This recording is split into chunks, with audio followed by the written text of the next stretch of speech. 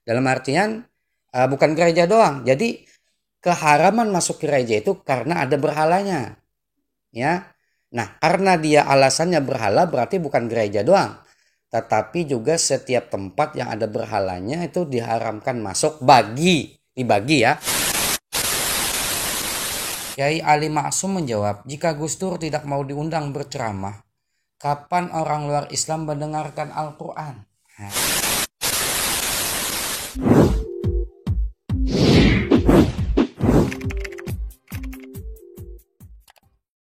Di saat aku menggenggam tasbihku dan kamu menggenggam salibmu, di saat aku beribadah ke Istiqlal, namun engkau ke katedral, di saat bioku tertulis Allah Subhanahu wa taala dan biomu tertulis Yesus Kristus, di saat aku mengucap assalamualaikum dan kamu mengucap salam, di saat aku mengeja Al-Quran dan kamu mengeja Alkitabmu, kita berbeda saat memanggil nama Tuhan. Tentang aku yang menengadakan tangan dan kau yang melipatkan tangan saat berdoa, aku, kamu, kita, bukan Istiqlal dan katedral yang ditakdirkan berdiri berhadapan dengan perbedaan namun tetap harmonis. Andai saja mereka memiliki nyawa, apa tidak mungkin mereka saling mencintai dan menghormati antara satu dan yang lainnya. Terima kasih. Salam. Assalamualaikum warahmatullahi wabarakatuh.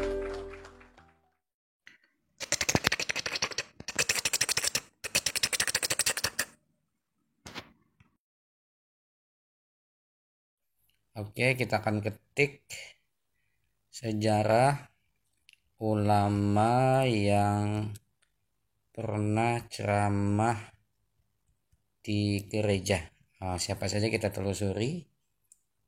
Nah, ini lagi viralnya ya, Gus Miftah ceramah di gereja.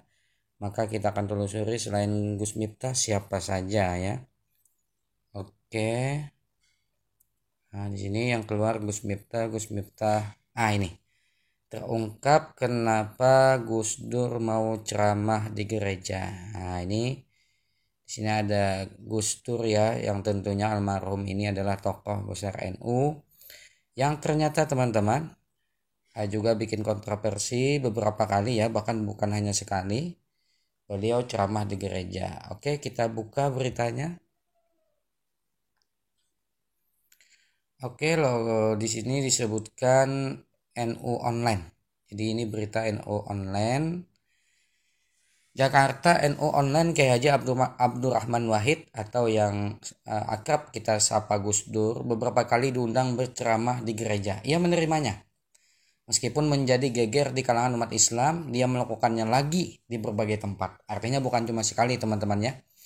Umat Islam umumnya merasa heran sikap tersebut hingga kini banyak yang tidak tahu kenapa dia mau. Termasuk kalangan Nahdliyin sendirian dan sepertinya Gus Dur tidak berminat menjelaskannya. Memang Gus Dur ini kalau diminta klarifikasi beliau lebih banyak diam ya. Ada jargon beliau yang khas begitu saja kok repot gitu kan. Makanya ini di kalangan ulama NU sendiri heran kenapa. Nah, kemudian di sini disebutkan Kiai Haji Bukhari Masruri, seorang dai NU di Jawa Tengah, termasuk orang yang merasa heran hingga dia menanyakan hal itu kepada gurunya Gus Dur langsung, yaitu Kiai Haji Ali Maksum, Kiai Haji Ali Maksum yang juga gurunya Gus Dur langsung. Setelah mendapat penjelasan dari Kiai Haji Ali Maksum, Kiai Haji Bukhari malah pernah menerima undangan ceramah di gereja Randusari. Nah, artinya setelah mendengar penjelasan Kiai Haji Ali Maksum, yaitu gurunya Gus Dur langsung, Kiai Haji Bukhari yang sebelumnya mempermasalahkan ceramahnya Gus Dur di gereja itu malah ikut-ikutan juga menerima undangan ceramah di gereja. Baik. Geger ya, orang sak dunyo, piye Gus Dur iki, ungkap komponis lagu perdamaian yang diperolehkan Nasidaria kemudian diaransemen ulang Gigi Band. Nah, karena heran tersebut, Kiai yang pernah menjadi ketua PWNU Jawa Tengah, beliau langsung sowan kepada Kiai Haji Ali Maksum menanyakan sikap Gus Dur yang mau diundang ceramah di gereja. Kiai Ali Maksum menjawab, jika Gus Dur tidak mau diundang berceramah, kapan orang luar Islam mendengarkan Al-Quran? Nah, itu alasan penjelasan daripada guru Gus Dur langsung, yaitu Kiai Ali Ma'sum. Jika begitu benar ya Gus Dur, kata Kiai Bukhari yang tadi kan tertanya-tanya. Berarti Gus Dur benar ya, kata Kiai Bukhari yang disampaikan pada haul Gus Dur di Masjid Agung Demak, Jawa Tengah 2014 lalu, yang diakses NU online melalui YouTube Sabtu tanggal 5 bulan 8. Karena itulah dia pernah mau menerima undangan untuk berceramah dan tanya jawab di sebuah gereja. Menurut adik kandung Ketua Lembaga Falakiyah PBNU Kiai Haji Ghazali Masrori, Gus Dur adalah orang istimewa, namun secara pribadi ia merasa tidak cocok semuanya. Memang beliau almarhum Gus Dur ini termasuk ulama yang kontroversi ya. Tapi itu masalah lumrah karena tidak ada seseorang yang cocok dengan orang lain seluruhnya. Namun demikian, ia dan Gus Dur banyak kecocokannya. Oke teman-teman, barusan kita sama-sama telah mendengar ya dan membaca berita tentang siapa saja ulama sebelum Gus Miftah yang pernah ceramah di gereja. Ternyata yang muncul adalah nama Gus Dur ya. Dan diberitakan bahwasanya Gus Dur bukan hanya sekali, bahkan beberapa kali. Dan itu juga telah kita dengar ya alasannya langsung daripada Kiai Haji Ali Ma'sum ya. Kenapa Gus Dur itu ceramah di dalam gereja. Oke. Terlepas dari siapa saja yang ceramah di gereja, saya mengajak para subscriber ya, para penonton sekalian untuk menelusuri langsung. Jadi nanti akan saya ajak teman-teman langsung baca kitab gundulnya ya, tulisan Arab gundulnya langsung. Meskipun di video Gus Miftah ada membaca literatur kitab ya untuk pembelaan dirinya. Walaupun dari segi membaca minta maaf banyak kesalahan dari segi ilmu nahunya ya dan barisnya ya. Seperti beliau membaca hukmu dukhulu, semestinya hukmu dukhulil kanisah. Karena hukmu itu mudhaf, dukhuli itu mudhaf ilaih, mesti baris ke bawah. Nah, terlepas dari beliau bisa atau tidak bisanya membaca Arab gundul, saya sama-sama nih mengajak supaya para pemirsa atau para subscriber langsung lihat langsung nih ya, langsung lihat teksnya langsung bagaimana penelusuran kita di dalam kitab Arab gundulnya atau hukum dalam literatur fikih ya. Jadi hukum dalam literatur fikih 4 mazhab itu apa saja hukumnya. Kalau klarifikasi Gus Miftah kan beliau cuma ngomong doang tapi nggak ditunjukin teksnya. Nah kali ini saya mau nunjukin teksnya ya. Oke teman-teman, selamat menyaksikan. Oke teman-teman, sekarang kita telusuri hukum dalam literatur fikih ya, fikih tentang memasuki gereja. Oke, kita tinggal ketik hukmu dukhulil kanisah ya. Hukmu dukhulil kanisah. Nah, kita lihat apa hukum memasuki gereja. Oke. Nah, ini banyak keluar ya teman-teman ya. Kita buka yang nomor 2 ini saja. Hukmu dukhulil muslimi lil kanisati al-islamu so'alun wa jawab. Hukum umat muslim memasuki gereja. Ini pertanyaan dan langsung jawabannya. Oke, di sini disebutkan. Oke, saya ambil yang poin pentingnya langsung ya. Wa qad ikhtalafal ulama'u fi hukmi dukhulil muslimi al-kanisata ibtida. Sungguh berbeda pendapat ulama pada hukum memasukinya umat Islam akan gereja itu tanpa alasan apapun. Artinya ini sekedar masuk doang. Ya, ini kita ambil hukum dasar dulu. Ala aqwalin, atas beberapa pendapat. Artinya hukum ini khilafiyah ya. Jadi kita nggak boleh langsung ponis seseorang itu nggak boleh atau sesat, nggak ya, karena ini khilafiyah. Oke. Al-qaulul awalu, pendapat pertama at-tahrimu, yaitu hukumnya diharamkan. Wahwa qaulul hanafiyati wasyafi'iyati, yaitu pendapat ulama Hanafi dan ulama Syafi'i. Berarti karena kita Indonesia ya mayoritasnya menganut mazhab Syafi'i, maka kita ambil hukum ini, yaitu hukumnya diharamkan memasuki gereja. Illa melainkan anna syafi'iyata bahwasanya ulama Syafi'i, artinya ulama Syafi'i dan Hanafi meskipun sama-sama mengharamkan, cuman bedanya Syafi'i itu qayyadu at-tahrima. Mereka itu mengaitkan hukum keharamannya biwujudi suwari, dengan adanya di gereja itu patung ya atau gambar-gambar yang diharamkan dalam Islam. Jadi ada ilat hukum, ada alasan hukumnya. Artinya bila tidak ada di gereja itu patung dan lain sebagainya maka tidak diharamkan, ya. Kama fi Tuhfatil Muhtaj. Ini bisa kita cek di dalam kitab Tuhfatul Muhtaj yaitu juz 2 halaman 424. Wa Nihayatul Muhtaj juga ada di dalam kitab Nihayatul Muhtaj juz 2 halaman 63. Dan juga wa Hasyiyata Qalyubi wa Umairah ala Syarhil Mahalli yaitu juz 4 halaman 236. Nah, amal Hanafi jatuh, adapun Hanafi, ini para madhab Hanafi ya, kalau Syafi'i kan punya kait hukum, keharaman masuk gereja itu bila ada berhala, artinya bila tidak ada berhalanya nggak apa-apa, tidak diharamkan. Adapun Hanafi bedanya fakana tahrimuhum mutlakan. Kalau Hanafi itu mengharamkan memasuki gereja itu haramnya mutlak, nggak pakai embel-embel alasan apapun. Artinya bila masuk mau ada berhala atau tidak itu tetap diharamkan. Wa allaluhu, para ulama Hanafi beralasan bi annaha ma'wasyayatin. Karena kata ulama Hanafi, karena gereja itu adalah tempatnya syaitan ya, tempatnya syaitan. Ini berdasarkan keyakinan umat Islam ya. Jadi mau itu ada berhalanya atau apa, pokoknya bila di situ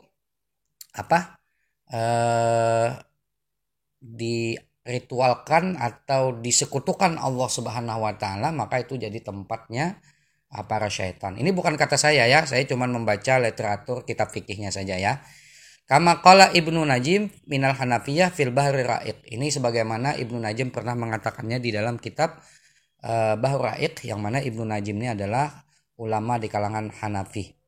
Wa fi Hasyiyati Ibni Abidin itu juga berpendapat seperti itu. Al-qaulus tsani, hukum yang kedua. Ini pendapat yang kedua, al-karahah. Nah, ternyata teman-teman ada pendapat kedua ya, itu di kalangan madhab lain hukumnya makruh. Siapa pendapat ini?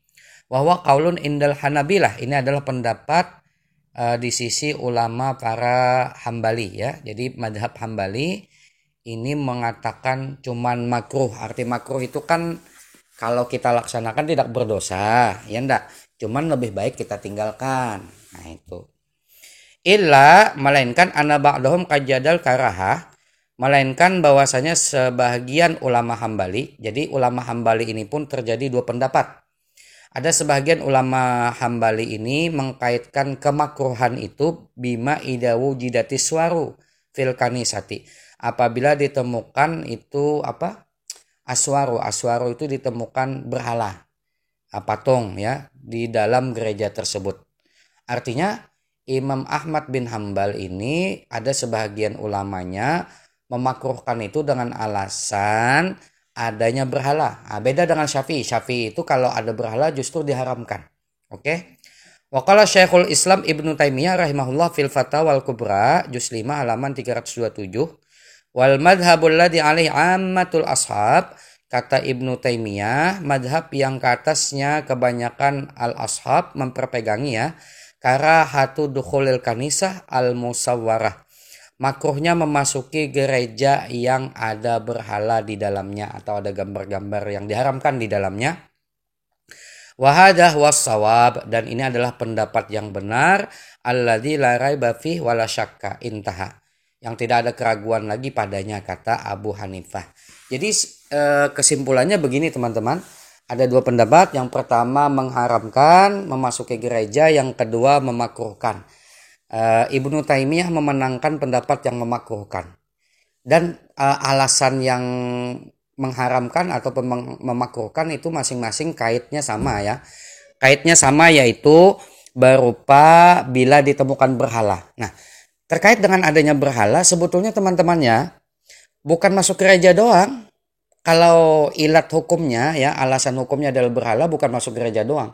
Kan kita banyak tuh masuk tempat-tempat rekreasi ya enggak, yang di situ ada patung bekantan, ada patung gorila, ada patung ular, ada patung monyet, patung gajah dan lain sebagainya. Kan di tempat-tempat rekreasi pun banyak berhala ya enggak? Kan patung-patung itu kan. Nah, berarti kan kalau alasannya karena berhala, berarti bukan masuk gereja doang. Ini perhatian juga kepada umat Islam, bukan masuk gereja doang, tetapi masuki tempat-tempat yang ada berhalanya itu diharamkan. Karena ini memang ada hadisnya ya. Di antaranya di sini diriwayatkan riwayat Imam Bukhari bahwasanya baginda Nabi Shallallahu alaihi wasallam manakala beliau lamma aswara fil bait, manakala beliau melihat ada gambar atau patung di dalam rumah, lam yadkhul, Nabi enggak mau masuk. Hatta amara biha, sampai Nabi memerintahkan dengan patung itu atau gambar tadi fahumiyat, dipadamkan, dihilangkan, dikeluarkan, dimusnahkan. Dalam artian bukan gereja doang. Jadi keharaman masuk gereja itu karena ada berhalanya. Ya. Nah, karena dia alasannya berhala berarti bukan gereja doang. Tetapi juga setiap tempat yang ada berhalanya itu diharamkan masuk dibagi ya, pendapat Syafi'i. Sedangkan bagi pendapat Imam Ahmad bin Hambal itu dimakruhkan ya. Artinya bila kita masuk ke tempat rekreasi, nggak gereja doang ya, itu ada berhalanya, ada patungnya, itu dimakruhkan doang bagi Imam Ahmad bin Hambal. Beda Abu Hanifah ya. Kalau Abu Hanifah nggak bisa kita kias ke tempat-tempat lain yang ada berhala, karena Abu Hanifah ini lebih fokus bila masuk gereja, masuk tempat ibadah lain itu hukumnya haram, selesai. Mau ada berhala atau tidak, itu tetap diharamkan. Alasan mereka karena bila disekutukan Allah di tempat itu, maka itu tempat berkumpulnya syaitan nanti. Oke, kesimpulan dari saya simpel saja teman-teman. Ya, bagi kita ya, ini bagi saya pribadi, saya apabila dihadapkan dengan dua pendapat itu saya mengikut kaidah usul fikih ya. Idza wujidal halal wal haram, apabila ditemukan hukum antara yang membolehkan dan mengharamkan, itu guli batil haram, kita menangkan pendapat yang diharamkan, maka kita lebih selamat. Itu sikap saya. Tapi cara saya menyikapi orang lain, ya saudara saya sesama muslim yang masuk gereja, ya saya menyikapinya yang sudah terlanjur masuk, ya udah ini khilafiyah, hukumnya pun beda ulama ya. Ya, kita jangan ponis dia sesat, jangan ponis dia, apakan lagi kita ponis dia murtad, kafir, nggak boleh. Nggak sembarangan ya kita memponis saudara sesama muslim itu murtad atau kafir di saat hukum dalam fikih sendiri itu pun masih diperdebatkan. Oke? Tapi saya pribadi ya, saya nggak akan masuk ke dalam gereja karena saya mengambil hukum terkuat. Tapi menyikapi sesama muslim yang sudah masuk, itu saya menyikapinya dengan cara bijaksana, ya mungkin mereka mengambil pendapat yang memakruhkan tadi. Oke, ini saja teman-teman, semoga kita dapat membijaksanainya, bagaimana kita menyikapinya. Intinya keselamatan kita masing-masing pun kita tidak tahu, lebih baik kita berdoa untuk diri kita dulu. Ya Allah, mudah-mudahan iman kita ditetapkan oleh Allah, meninggal dalam keadaan husnul khatimah, dalam keadaan ridho kepada Allah, dan dalam keadaan memeluk agama Islam dengan kuat, dan mudah-mudahan kita dimasukkan ke dalam surganya Allah dan dijauhkan sejauh-jauhnya daripada siksa api nerakanya. Ini saja komentar dari saya, mudah-mudahan ada pencerahan bagi umat Islam. Hadanallah wa iyyakum ajmain. Wassalamualaikum warahmatullahi taala wabarakatuh.